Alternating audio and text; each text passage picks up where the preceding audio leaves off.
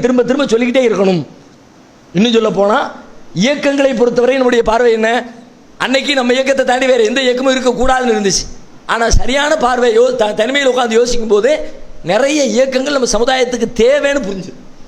நம்ம சமுதாயத்துக்கு இயக்கங்கள் தேவை இருக்குது. இப்போ 4 இயக்கம் இருக்குதுன்னா 4 இயக்கம் போதாது, இன்னும் 400 இயக்கம் தேவை இருக்கிறது. இதுக்கு பேர் பிளவு அல்ல, பிரிவு அல்ல. எப்போ தெரியுமா பிரிவாகும்?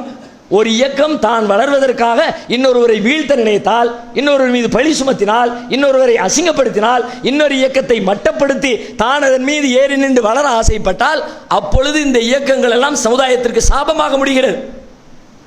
அதே நேரத்தில் நீ ஒரு விஷயத்தில் எக்ஸ்பர்ட், அந்த விஷயத்தை சமுதாயத்துக்கு அதனுடைய நன்மைகள் கொண்டு போய் சேர். அவர் அப்படி ஒரு இயக்கம் நடத்தினார். எனக்கு ஒரு விஷயத்தில் நல்ல அறிவை கொடுத்துருக்கிறான், அந்த அறிவில் படி இந்த சமுதாயத்துக்கு என்னால் வழிகாட்ட முடியும் அப்படின்னா நான் இதில் அந்த சமுதாயத்துக்கு உதவி செய்கிறேன். ஒவ்வொருத்தரும் அவரவருடைய அறிவிற்கேற்ப அனுபவத்திற்கேற்ப சமுதாயத்துக்கு பணி செய்வதற்காக இன்னும் பல இயக்கங்கள் தேவை என்கிற தெளிவு கிடைத்தது. கல்வியில் ஒருத்தருக்கு தெளிவு ஞானம் இருக்கிறது, கல்விக்காக வேண்டிய இயக்கத்தை உண்டாக்கு. ஆரோக்கியத்தில் ஒருத்தருக்கு தெளிவு இருக்கிறது, மருத்துவம் குறித்து, ஆரோக்கியம் குறித்து, நோய் குறித்து சமுதாயத்துக்கு விழிப்புணர்ச்சி ஏற்படுத்துறதுக்காக வேண்டிய அதுக்கு ஒரு இயக்கத்தை உண்டாக்கு. அதில் 50 பேரை சேரு, ஊரெல்லாம் கூட்டத்தை போடு, மக்களுக்கு போய் விலைக்க சொல்லி, மக்கள் புரிஞ்சுக்கிட்ட வாழ்க்கையை கடைபிடிக்கட்டுமே. கல்விக்காக வேண்டிய கூட்டம் நடத்துகிற வந்துட்டு போய் மக்கள் படித்து முன்னேறட்டும். மார்க்க ரீதியாக சொல்லக்கூடிய ஆள்கிட்ட மார்க்கத்தை தெரிஞ்சுக்கிட்டும், ஆரோக்கியத்தை சொல்கிற ஆள்கிட்ட போய் ஆரோக்கியத்தை தெரிஞ்சுக்கிட்டும். எல்லாரும் எல்லா இடத்துக்கும் போ, எல்லார்ட்டையும் பழகு, எல்லார்ட்டையும் பேசு, எல்லாரோடையும் சகோதரராயிரு, எல்லாரும் முஸ்லீம் என்கிற ஒரு குடையினுக்கீழ வா. இயக்க வேறுபாட்டின் காரணமாக ஒருத்தர் சண்டை போட்டுக்காத அப்படிங்கிற தெளிவாக சொன்னோம். நான் எந்த இயக்கத்தோடு நேரடி சண்டையிலும் முரண்பாட்டில் வெளியே வந்தோமோ அந்த இயக்க தோழர்களோடையே அதைத்தான் வெளிப்படுத்தினோம். அந்த இயக்க தோழர்கள் யாரெல்லாம் தெளிவாக அசிங்கப்படுத்தணும்னு பொய்யான அவதூறுகளை பச்சையாக சொன்னார்கள் என்று தெரிந்ததோ அவர்களுடைய வீடு தேடி போனோம், அவர்களுடைய துக்கங்களில் பங்கெடுத்தோம், அவர்களுக்கு ஆறுதல் சொன்னோம். அல்லாஹ் உங்களுக்கு நன்மை செய்வான் என்று அவர்களுக்கு பக்கபலமாக என்று தோளை தட்டி கொடுத்து விட்டு வந்தோம். யாருக்கு? யாரு களத்தில் நின்று சமீப காலத்தில், ரொம்ப காலத்துக்கு முன்னாடி இல்லை, 5 வருஷம் 10 வருஷத்துக்கு முன்னாடி இல்லை, 20 வருஷத்துக்கு முன்னாடி இல்லை, மிகச் சமீபமாக யாரோடு இருந்து பழகி நட்புறவு பாராட்டி கடைசியில் கசப்பான அனுபவங்களை யார் வழியாக பெற்றுக்கொண்டு பிரிந்து தனியாக வந்தோமோ அந்த மக்களின் சுக துக்கங்களில் பங்கெடுத்தோம்.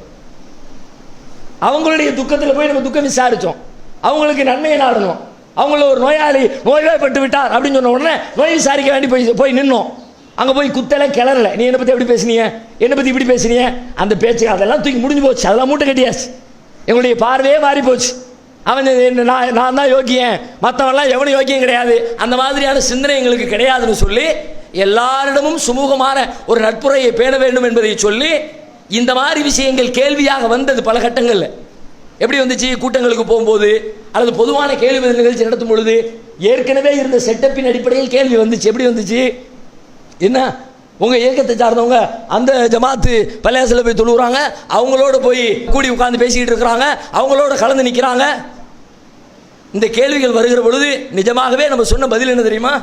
அல்ஹம்துலில்லாஹ், ரொம்ப சந்தோஷமாக இருக்கும். நாங்கள் அங்கே போனானா போகலாட்டி தானே கேட்பேன், ஏன்னா போகலை மேடை பேச்சுக்கு தானா, போ நேரில் போ, வேற ஒருத்தர் கூட்டம் போட்டான்னு கூட்டத்தில் போய் உட்காரு கேளு. நம்ம இயக்கம்னா இயக்க தலைவர் யார் பேசுகிறாரு, நம்ம ஆள் என்ன பேசுகிறாரு, நம்ம கூட்டங்கிற அதை மட்டும்தான் உட்காருவோம்னா உன் மூட்டை கட்டி வை. அப்படி ஒரு ஆள் சொல்கிறது மட்டும் கேட்பேன்னா அதில் இருக்க சரி எது தவறு எது என்பது உனக்கு எப்படி தெரியும்? நான் சொல்கிறது சரியா தப்பாங்கிறது என் எதிராளி பேசுகிற கூட்டத்தில் போய் உட்கார்றதான் உனக்கு தெரியும். அவர் தான் சொல்லுவார், அவன் கூமுட்ட மாதிரி பேசியிருக்கான், அது ஆதாரம் இருக்கா, அது சரியில்லைப்பா அப்படின்னு சொல்லும்போது என் பேச்சையும் நீ கேட்ப, அவர் பேச்சையும் கேட்ப, ரெண்டையும் அனலைஸ் பண்ணுவேன். சரியானது எது என்பதை நீ கடைபிடிப்பாய்.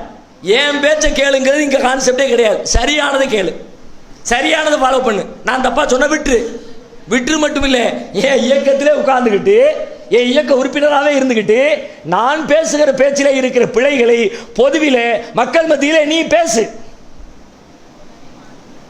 வேற எந்த இயக்கம் இந்த உரிமையை, இந்த சலுகையை, இந்த சுதந்திரத்தை கொடுத்துருக்கிறாங்கன்னு என்கிட்ட கேட்காதீங்க, அது எனக்கு தெரியாது, அதை பற்றி நான் பேச விரும்பலை. ஆனால் இந்த இயக்கம் அதை கொடுக்கும் என்று சொன்னோம், கொடுத்தோம். கூடவே உட்கார்ந்துக்கிட்டு